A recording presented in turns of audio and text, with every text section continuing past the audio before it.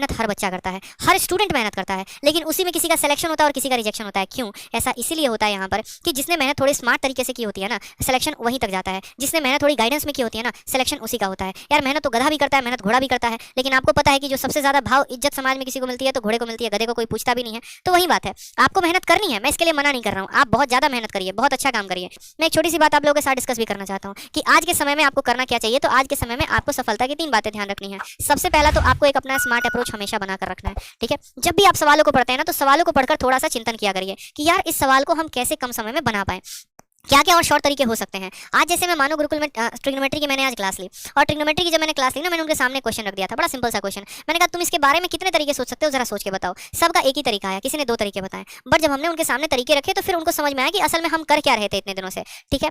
क्या होता है यहाँ पर कि जनरली हमने कहीं से कोई बात सीख ली, हम उसी को फॉलो कर रहे होते हैं, और यही समय आपका बेकार करता है। बहुत लोग बहुत दावे करते हैं, मैंने यहाँ से पढ़ा, मैंने वो पढ़ा, मैंने इनकी किताब पढ़ी। अरे यार, अगर मैंने वहां से यहाँ से वहां से पढ़ा होता तो इस समय आप उन्हीं से पढ़ रहे होते, मुझसे थोड़ी पढ़ रहे होते। अगर हमने जिनसे पढ़ा है तो आप भी उन्हीं से पढ़ रहे होते, आप मुझसे नहीं पढ़ रहे होते। सीधी सी बात है यार, ठीक है। तो ये मुझे समझ में आता है यहाँ पर कि हाँ ठीक है, आप इस बात को समझिए। जब हम पढ़ाई करते थे ना, जब हम सभी क्वेश्चंस को लगा रहे होते थे, जब हम किताबों को देख रहे होते थे, जब हम मॉक को, तो उनके पे हमने खुद के सॉल्यूशंस पे काम करना शुरू किया। सारे के सारे टेक्निक्स मैंने खुद अपनाए।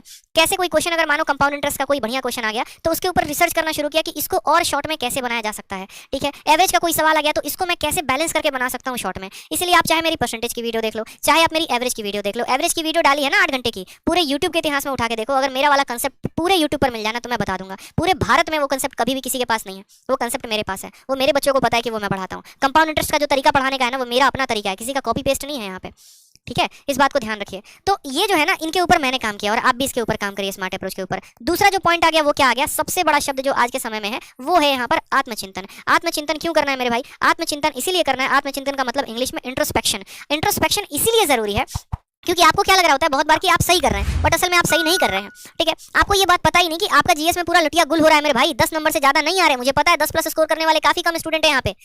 10 प्लस स्कोर तक आप नहीं कर पाते हैं, फिर भी आपको लगता है कि नहीं मेरा सही जा रहा है। आपको ये भी पता है कि अगर मैं एक अच्छा वोकैबुलरी पूछ दूं, जैसे मान लीजिए कि अगर मैं आपसे अभी ये बात पूछ दूं कि प्लेथोरा का मतलब क्या होता है, बहुत सारे बच्चे सुनेंगे अरे पहली बार ये शब्द सुन रहे हैं प्लेथोरा, ठीक है। अरे यार प्लेथोरा कई बार पेपर में पूछा जा चुका है, लेकिन फिर भी आपको नहीं पता, ठीक है। अगर मैं बोल दूं हिट द बकेट ईडियम है, हिट द बकेट का मतलब क्या होता है नहीं पता। अब इसके ऊपर भी आप फोकस नहीं करते हैं कि आपकी वोकैबुलरी पूरी की पूरी गुल है, ठीक है। अगर आपसे थोड़ा बहुत करंट अफेयर पूछ दिया जाए, भैया पूछो मत, कुछ भी करवा लो, करंट अफेयर मत पूछना, ये अपने को नहीं आता है, ठीक है। रीजनिंग में अगर ढंग की सीरीज दे दी जाए, सिलोगिज्म दे दिया जाए, नहीं आता है। तो ये इसीलिए आत्मचिंतन जरूरी है। हर वीक आप जो है अपने संडे को बैठो, खुद को समय दो, क्या दिक्कत है, अपनी कमियों के ऊपर काम करो, ठीक है। बहुत अच्छे एक भाई साहब डिस्ट्रक्शन लिख रहे हैं, खतरनाक, वाह वाह वाह, ठीक है।